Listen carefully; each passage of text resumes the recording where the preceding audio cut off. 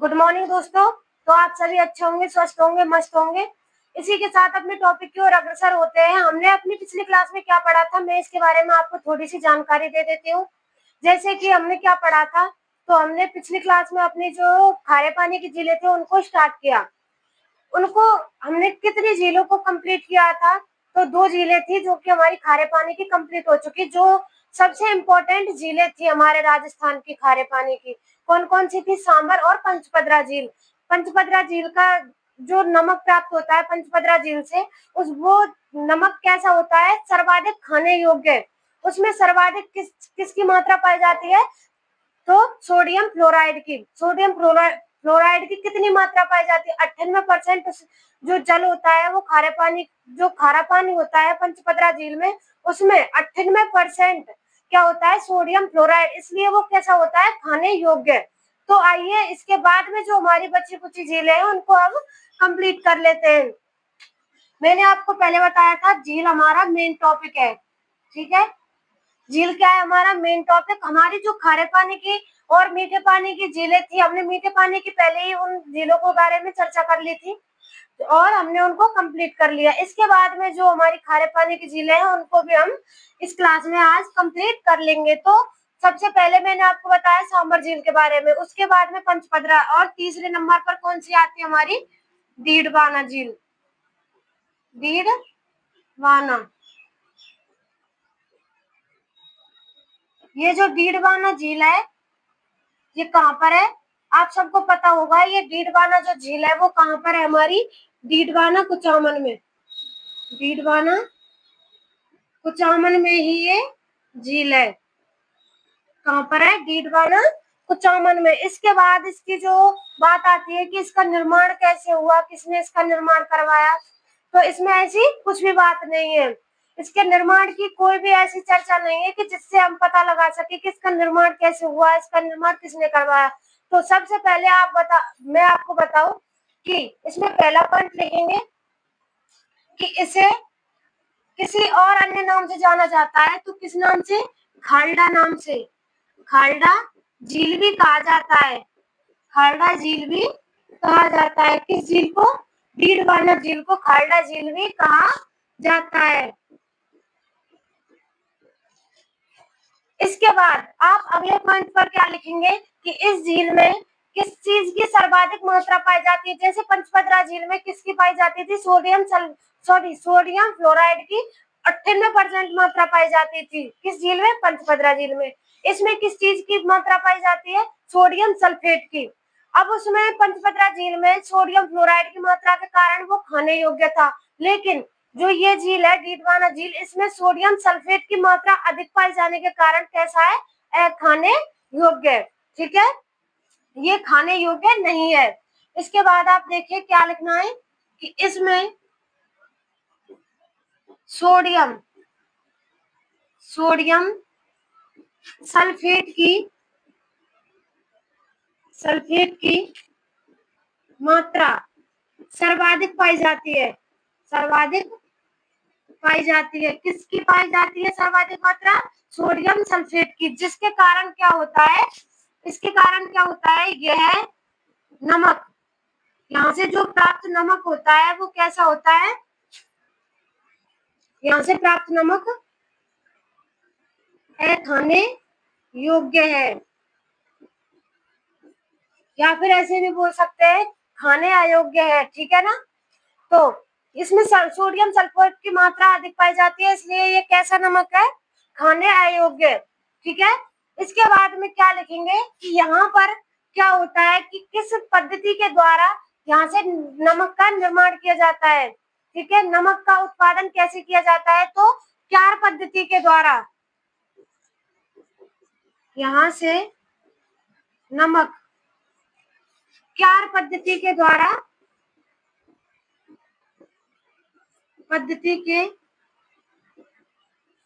प्राप्त किया जाता है। किसके द्वारा? क्यार पद्धति के द्वारा। मैंने आपको पिछली क्लास में बताया भी था क्यार पद्धति क्या है। क्यार पद्धति है जो हमारे जो कौन सी झील थी जिसमें क्यार पद्धति का उपयोग किया जाता था? सांबर झील। सांबर झील में भी क्यार पद्धति के द्वारा ही नमक का उत्पादन किया जाता था। क्यार पद्धति थी हमारी, जो क्यारियां बनाकर नमक का उत्पादन किया जाता है उसे ही क्यार पद्धति कहा जाता है। इसके बाद में क्या लिखेंगे, क्या हो गया, इसमें सोडियम सल्फेट की मात्रा सर्वाधिक पाई जाती है, इसलिए ये खाने अयोग्य है। इसके बाद में यहाँ से नमक क्यार पद्धति के द्वारा प्राप्त किया जाता है। यहाँ से देखिए, ये हमारी डीडवाना झील के बारे में हम चर्चा कर रहे हैं, तो अभी तो आप यहाँ तक देखिए, इसके बाद हम आगे चर्चा कर लेंगे। ये इसकी कुछ बेसिक डिटेल्स हैं जिनके बारे में मैंने आपको बताया है।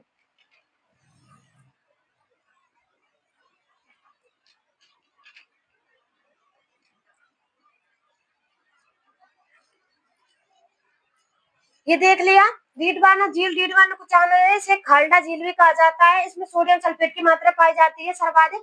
यहाँ इस कारण सोडियम सल्फेट की मात्रा अधिक पाई जाने के कारण ये जो ये जो नमक उत्पादन होता है यहाँ से, वो कैसा है, खाने अयोग्य। इसके बाद में कि यहाँ पर जो नमक उत्पादन होता है, जो नमक होता है उसे क्या कहा जाता है, नमक को क्या कहा जाता है, नमक को क्या कहा जाता है यहाँ से प्राप्त, तो ब्राउन नमक भी कहा जाता है, और क्या कहा जाता है, और डीडू नमक, इसे डीडू नमक या फिर ब्राउन नमक भी कहा जाता है। इसके बाद में मैंने आपको बताया सोडियम सल्फेट की मात्रा अधिक पाए जाने के कारण खाने अयोग्य है, लेकिन इसका उपयोग किसी न किसी कार्य में तो किया जाता ही होगा। आप सबको पता है, अगर नमक का उत्पादन कर रहे हैं तो किसी न किसी कारण से करेंगे, तो इसका उत्पादन, जो नमक का उत्पादन है उसका उपयोग किसमें किया जाता है, इससे प्राप्त नमक का उपयोग, इससे प्राप्त नमक का उपयोग क्या कहाँ किया जाता है, तो चमड़ा व कागज उद्योग में, चमड़ा व कागज उद्योग में किसका उपयोग किया जाता है, इसी यहीं से प्राप्त नमक का उपयोग किया जाता है। ठीक है, इसके बाद में मैंने आपको बताया कि क्यार पद्धति के द्वारा यहाँ से नमक प्राप्त किया जाता है क्यार पद्धति के द्वारा। लेकिन इसमें संस्था का कौन सी का हाथ है, जैसे संस्था कौन सी है, तो देवल संस्था के द्वारा, देवल संस्था के द्वारा यहाँ से नमक प्राप्त किया जाता है, यहाँ से नमक प्राप्त किया जाता है। किस संस्था के द्वारा, देवल संस्था के द्वारा। ये हो गई हमारी डीडवाना झील। ये डीडवाना झील की संपूर्ण जानकारी है। जैसे मैं आपको बता दूं, डीडवाना कुचामन में है कौन सी झील, डीडवाना झील। इसे खाल्डा झील भी कहा जाता है। सोडियम सल्फेट की मात्रा सर्वाधिक पाई जाती है, इसलिए ये खाने अयोग्य नमक पाया जाता है यहाँ से प्राप्त। यहाँ से नमक क्यार पद्धति के द्वारा प्राप्त किया जाता है। नमक को क्या कहा जाता है, ब्राउन नमक या फिर डीडू नमक। इसके बाद में इससे प्राप्त नमक का उपयोग चमड़ा व कागज उद्योग में किया जाता है। देवल संस्था के द्वारा यहाँ से नमक प्राप्त किया जाता है। अब इसके बाद में जो हमारी छोटी मोटी जो झीलें हैं खारे पानी की, उनके बारे में थोड़ी सी चर्चा करेंगे। जैसे कि ये कौन से नंबर की, तीसरे नंबर की। अब चौथे नंबर पर लिखेंगे हम किस झील के बारे में, रैवासा झील, रैवासा झील। ये जो रैवासा झील है ये कहाँ पर है हमारी, ये सीकर में। कहाँ, सीकर में है। कौन सी झील, रैवासा झील। रैवासा झील की थोड़ी सी जानकारी देखते हैं, तो यह है इस झील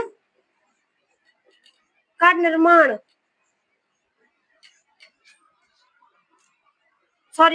निर्माण की बात नहीं है ये, इस झील का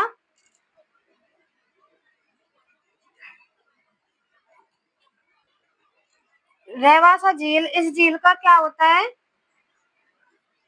इस झील का निर्माण कर्नल जेम्स टॉड ने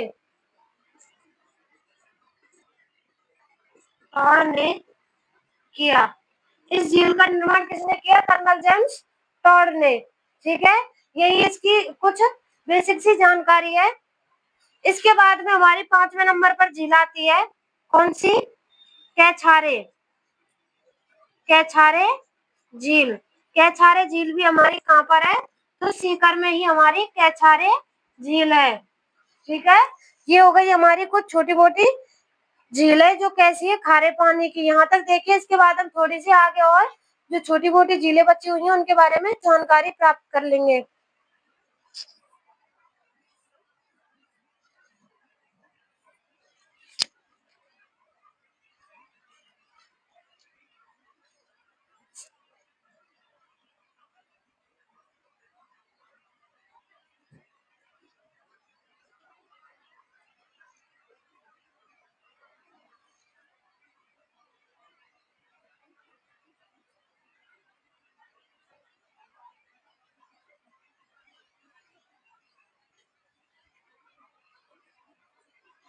चलिए आगे चलते हैं।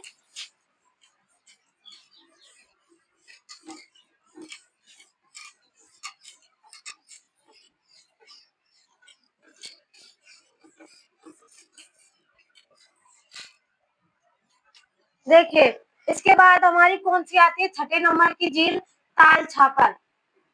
ताल छापर। ठीक है, ताल छापर झील ये कहाँ पर है? चूरू में। ताल छापर कहाँ पर है? हमारी चूरू में। ठीक है, इसके बाद 7वें नंबर पर कौन सी आती है हमारी? लूणकसर झील। लूणकसर झील। लूणकसर झील कहाँ पर है हमारी? ये बीकानेर में है। बीकानेर। बीकानेर में कौन सी है? लूणकसर। इसके बाद 8वें नंबर पर देखते हैं। 8वें नंबर पर काबोद झील। काबोद झील। काबोद झील कहाँ पर है? जैसलमेर में। जैसलमेर में कौन सी है? काबोद झील। इसके बाद में 9वें नंबर पर देखते हैं तो कौन सी झील आती है? नावा झील। नावा झील। नावा झील कहाँ पर है? ये हो जाएगी नागौर में।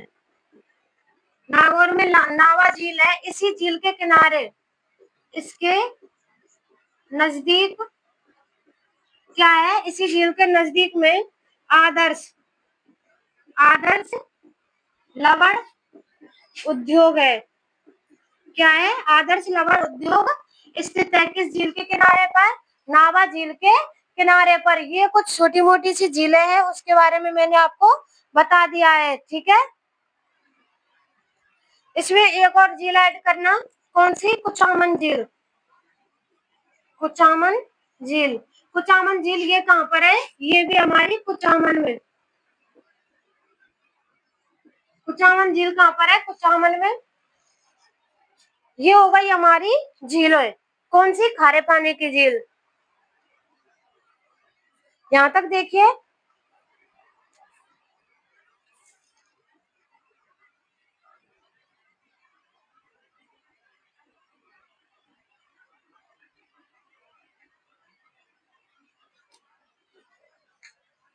चलिए आगे चलते हैं।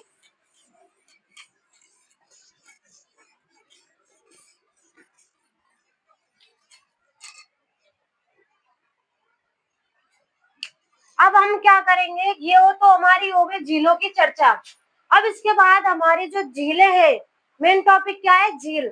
इसके बारे में, जो झील है इसके बारे में ही थोड़ी सी जानकारी प्राप्त करेंगे, जैसे कि झीलों का निर्माण कैसे हुआ। ठीक है, झीलों का निर्माण कैसे हुआ? सबसे पहले ये किसने दिया था?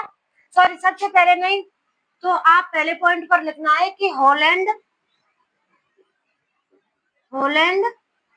And Christ. Holland and Christ के द्वारा क्या कहा गया है कि इसे जो झीलें हैं, खारे पानी की जो झीलें हैं, इनका निर्माण कैसे हुआ? तो देखिए, दक्षिणी पश्चिमी मानसूनों के द्वारा।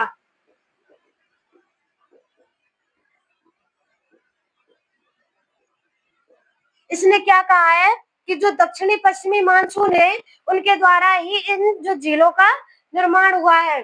ठीक है, इसके बाद आप देखिए कि दूसरे नंबर पर किसने दिया है? हुक्स ने। हुक्स के अनुसार क्या कहा गया है कि जो खारे पानी की झीलें हैं उनका निर्माण कैसे हुआ, तो विशाल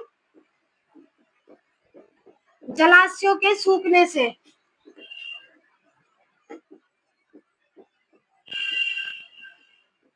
किसके सूखने से, विशाल जलाशयों के सूखने से। ऐसा कहा जाता है, उसके अनुसार कहा जाता है कि यहाँ पर जो खारे पानी की झीलें हैं, यहाँ पर प्राचीन काल में क्या हुआ करती थी, विशाल जलाशय। ठीक है, इसके बाद में आपको बता दूं कि जो झीलें हैं, झीलों के अध्ययन को क्या कहा जाता है, अध्ययन को क्या कहा जाता है, लिम्नोलॉजी।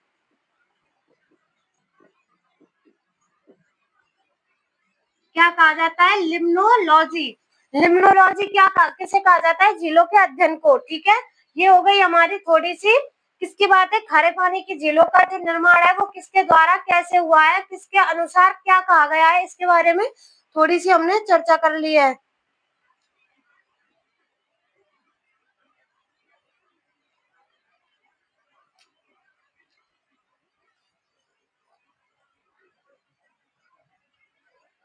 तो देखिए, ये आप सबको मैंने आपको क्या बताया है कि खारे पानी की झीलों के बारे में हमने इस क्लास में चर्चा की। तो मैंने आपको पहले ही स्टार्टिंग में बता दिया कि आज जो क्लास है हमारी झीलों की लास्ट क्लास है। तो यहाँ से आप हमारी झीलों का जो चैप्टर है वो क्लोज हो चुका है। इसके बाद में हमारी जो अगला टॉपिक होगा, मैं आपको अगली जो वीडियो आएगी हमारी उसमें बता दूंगी। तो अभी तक के लिए धन्यवाद, थैंक यू।